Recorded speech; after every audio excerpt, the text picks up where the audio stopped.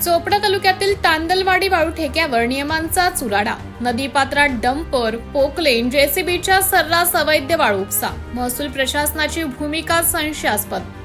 शासनाच्या स्पष्ट आदेशानुसार नदीपात्रात डंपर, पोकलेन, जेसीबी उतरवण्यास मनाई असताना नियम धाब्यावर बसवत दिवसाढवळ्या तापी नदी पात्रातून बेकायदेशीर वाळू उपसा सर्रास सुरू आहे। तांदळवाडी येथे हे आदेश सर्रास पायदळीत उडवले जात आहेत। महसूल प्रशासनाचा अर्थपूर्ण आशीर्वाद आहे का?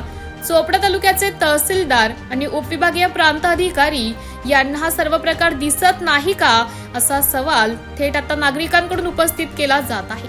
स्थानिक स्तरावरील तलाठी मंडळ अधिकाऱ्यांनी ही बाब वरिष्ठ अधिकाऱ्यांच्या निदर्शनास आणून देणे महत्त्वाचे आहे। या बेकायदेशीर उत्खननामुळे नदीपात्र उद्ध्वस्त होत आहे। अवजड वाहनांमुळे परिसरातील नागरिकांना त्रास सहन करावा लागत असून शेती पिकांवर देखील याचा परिणाम दिसून येत आहे।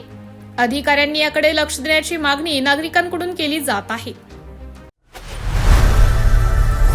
लोकनायक न्यूज